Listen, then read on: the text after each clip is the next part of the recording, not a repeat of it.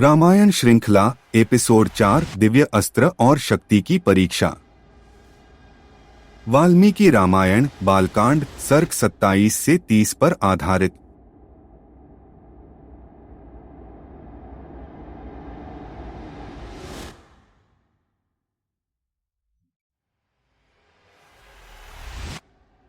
यात्रा जारी है। जैसे ही जंगल में भोर की पहली किरण फूटी, राम और लक्ष्मण विजयी हो गए। राक्षसी ताड़का पराजित हो गई और ताड़का वन की शापित भूमि ने फिर से सांस लेना शुरू कर दिया। लेकिन उन्हें कोई आराम नहीं मिला। ऋषि विश्वामित्र की आंखें दिव्य उद्देश्य से भरी हुई थीं और वे राम की ओर मुड़े। हे राम, यह तो केवल प्रथम परीक्षा थी। आगे और भी बड़ी लड़ाइयां तुम्हारा इंतजार कर रही हैं। लेकिन उनका सामना करने से पहले तुम्हें सशस्त्र होना होगा, साधारण हथियारों से नहीं बल्कि दिव्य अस्त्रों के ज्ञान से। राम और लक्ष्मण ने आदरपूर्वक हाथ जोड़ लिए। हम तैयार हैं, हे पूज्य ऋषिवर। इस प्रकार एक योद्धा को दिया गया सबसे बड़ा उपहार शुरू हुआ, दिव्य हथियारों का ज्ञान। वन की शांति में विश्वामित्र ने अपना पवित्र आह्वान प्रारंभ किया। हे राम, अब मैं तुम्हें देवताओं के सबसे महान हथियार प्रदान करूंगा।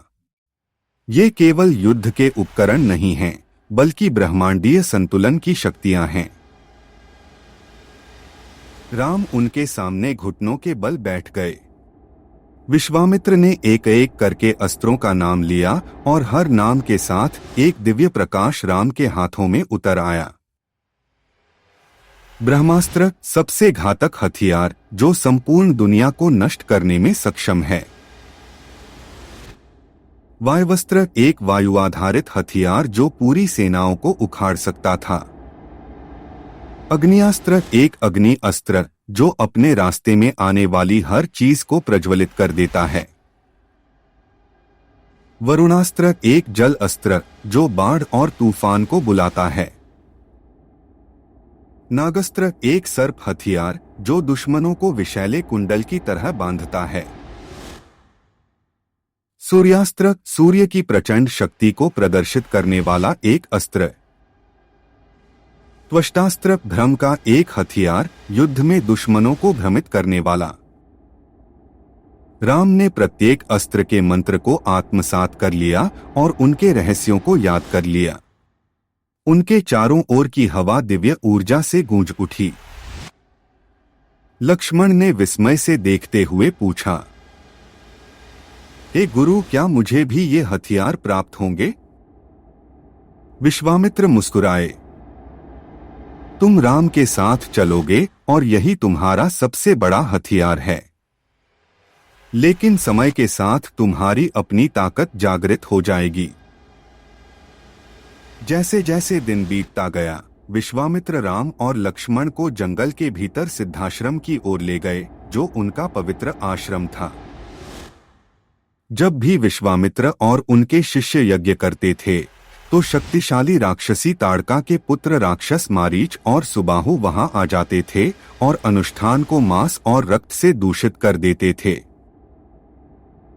विश्वामित्र ने कहा, इन राक्षसों को रोका जाना चाहिए। राम ने सिर हिलाया। यह दिव्य अस्त्रों का उनका पहला परीक्षण होगा।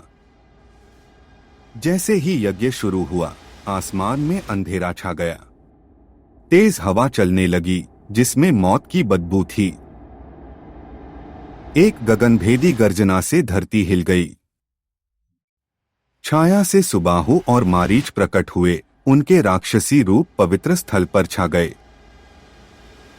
ऋषियों का मांस, तपस्वियों का रक्त, आओ हम भोज करें, सुबाहु ने दहाड़कर कहा। लेकिन इससे पहले कि वे हमला कर पाते, राम के धनुष से एक दिव्य ऊर्जा से भरा बाण निकला। इसके बल से मारा गया मारीच समुद्र पार एक अज्ञात भूमि पर जा गिरा। विश्वामित्र ने एक सरल आदेश दिया, राम, ब्रह्मास्त्र का प्रयोग करो। राम ने अपनी आंखें बंद कर लीं। उनके आसपास की हवा शांत हो गई। जैसे ही उसने दिव्य बाण छोड़ा, पूरा जंगल कांप उठा।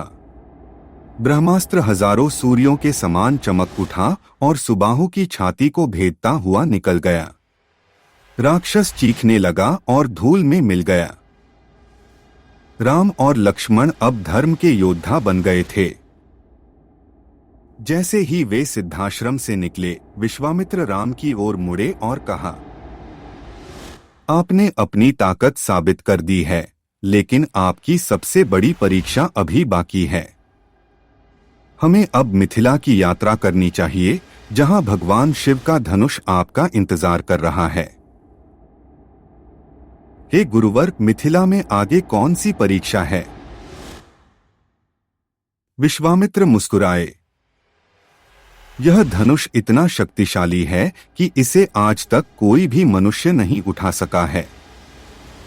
जो इसे उठाएगा वह महान राजकुमारी सीता का हाथ जीत लेगा। इस प्रकार मिथिला की यात्रा शुरू हुई, जहां भाग्य लिखा जाना था।